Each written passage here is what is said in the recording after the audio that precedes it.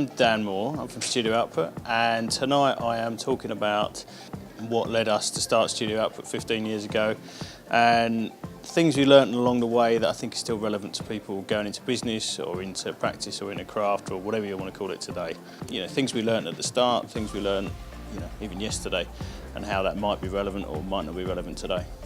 And when we first started Glug, the kind of driver really was the fact that we didn't have a network. And also we found that events we were going to, graphic design events, were very male dominated, very cliquey, and I find speaking to people, meeting people, learning from them direct, face to face that way, it's really helped us to build a network. And I think that's the thing I always say to people coming to these events. You know, even if you meet one person and learn one thing, you can get something out of it.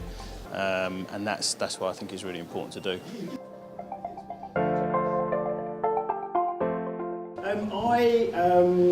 I've done a similar talk to this before, so I've adapted it for you guys, and it's sort of learnings from 15 years of doing Studio Output, sort of stuff I did at college and things like that. So I'll take you through it and hopefully people get stuff from it. So it's broadly around, I wish I'd known that. And like I say, I've been running Studio Output for 15 years. Before that, I did a couple of years at a tiny little place in Nottingham, and that's it. So I've either worked for myself or my dad, or one person. I was talking to a guy the other day and realised I've only ever done two job interviews, so God knows what I'd do next. But before I do that, I wanted to sort of give you a bit of info on my background really, because I was here in '98, probably a year before you, Nick, or a year after you. And I remember the first thing I had to do to get a job was send someone an email with a stuff-it file. Never done either. I had a Mac, but I didn't know, I'd never used the internet. But before that, I'd always been someone who drew a lot. So when I was a kid, I was drawing cars or war things or guns or planes or tanks or whatever. And as I got a bit older, I didn't get into girls, I got into role playing, which was awesome. So I was one of those kids painting models, rolling 100-sided dice and all that sort of stuff while people were off kind of losing their virginity, and this was kind of my life. And I think it was really interesting for me because I started to think, oh, there's life beyond just drawing. I could start drawing this stuff. I see that people can make money from drawing fantasy worlds and things like that. And then I got into music, and it was even better because you've got people like Ed Repka doing this kind of comic stuff, and then also, you start to see music as an art form, and I started playing guitar and all those kind of things, and that opened me up into this world of which we now know as art direction. So this was the kind of stuff that I was into at sort of sixth form, which would be years 12 and 13 in kind of new money. And I think with this kind of stuff, I was studying A-level art, and I was really into kind of classical art history and things like obscure stuff like British Impressionism, but kind of playing bass in a thrash band. So there was a kind of, I was trying to sort of keep my eye on with something cultural. And as I grew up and sort of went to uni and realised that I had to cut my hair and stop playing metal if I was to kind of have anyone speak to me, I got into a different kind of music, and this was sort of the nascent stuff at the time, which was, I suppose, trip-hop beats, that kind of thing in the 90s. And this particular label called Mowax really sort of opened my eyes because every record sleeve was different.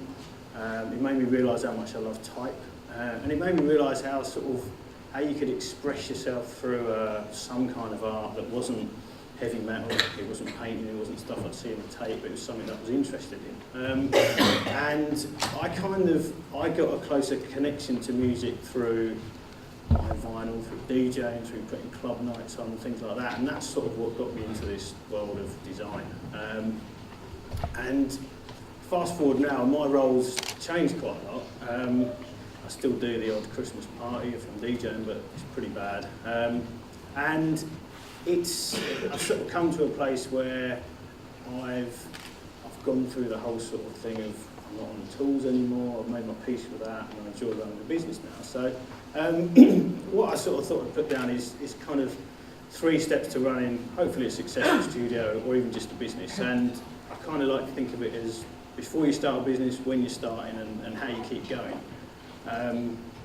Because you've got to prepare yourself, you've got to start small, and you've got to embrace change. Now, I'm kind of talking from the viewpoint of someone who did this 15 years ago, but I think there's still stuff that's relevant, or just stuff that I have to kind of keep getting myself in check and making sure this stuff works. And the first thing is, preparing yourself. You don't know everything yet. Well, as Lawrence saying, it's all about keeping learning. And one of the kind of Bibles when we started was this book by Adrian Shaughnessy that was the kind of, if you like, the sort of the manual on how to do things. And I think it's still in print. It's definitely worth buying. And the big thing around this was, ask questions, go everywhere.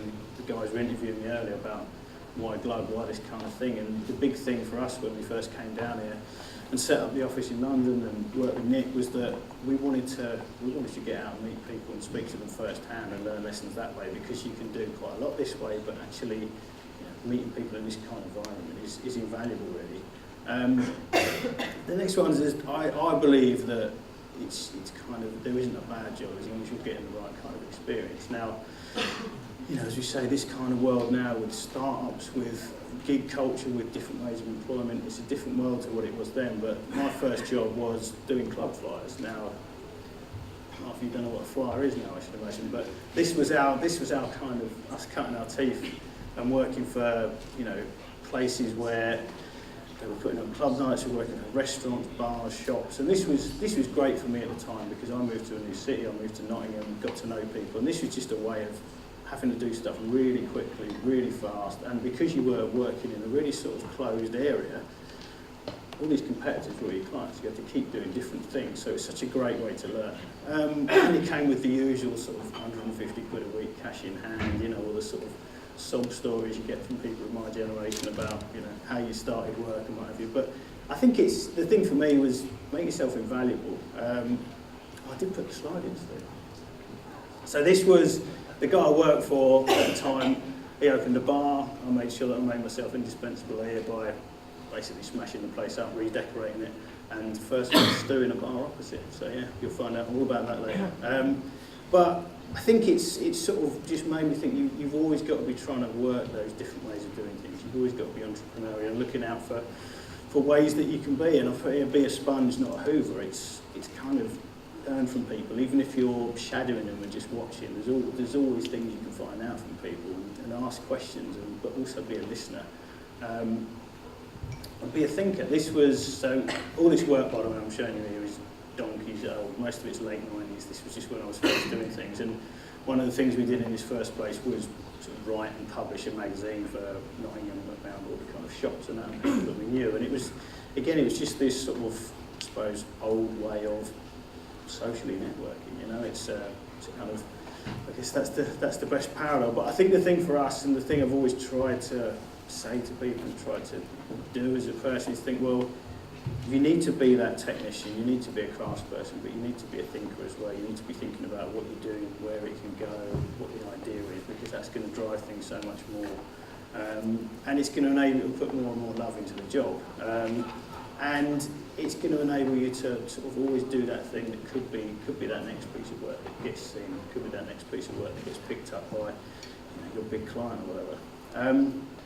So next up, start small but plan for growth. Now, this was where we started in Nottingham, and it was a bloody great office, and even then it was still only like £4,000 a year or something crazy. And this whole bit here, I think this bit was, we didn't use this for 2 years. Just got sort of shut up and freezing cold. And I think the thing that I look back on now, which I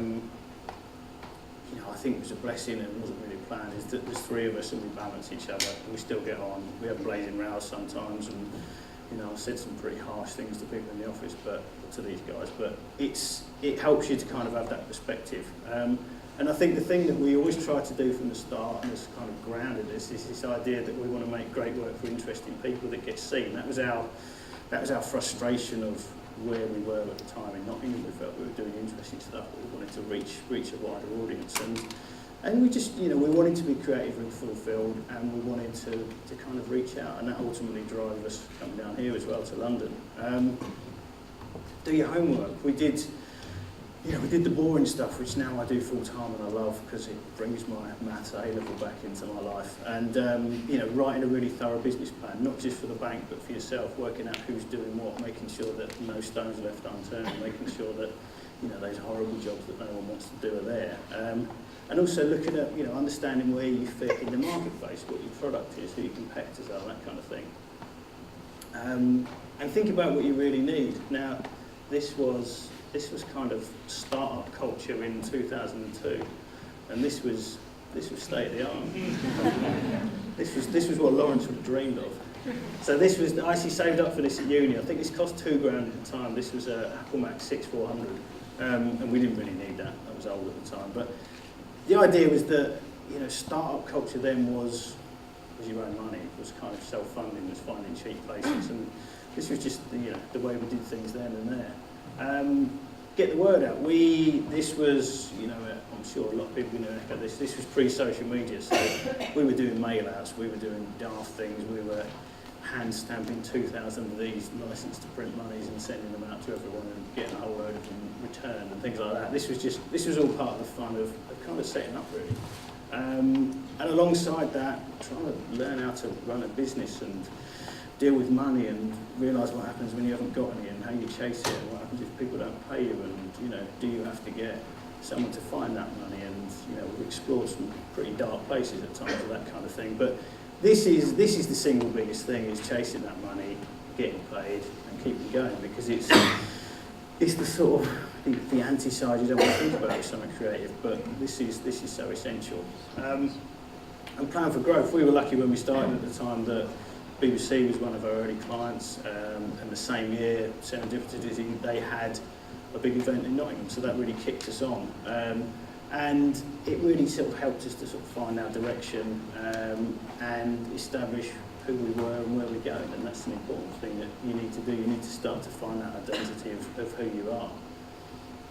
And then finally, embrace change. I think this is, I think back to the kind of change we had to embrace in the first 10 years of the business, and it was bugger all compared to what we have to deal with per month now. As Lawrence was saying, the world's changing so quickly. It's exciting, but you have to be on your game. You have to be open to all that, and you've got to encourage it as well. So when we started down in London, we would put on Glug really as a way to go, well, we're not getting invited to these events, so let's do it ourselves. Let's make our own party. This was the club promoter and us coming out again. So this was our way of getting to know people like Stu and Anthony and Nick and all that, and just becoming sort of part of everyone. And we're 8-9 years in now. 10, crikey. And yeah, it's been a great thing, and it's something that's really helped us as a business and as people. And as I said in the interview, it's about, I find it a way that I learn best by speaking to people, by hearing people's stories. So, really, really interesting thing to do, I think.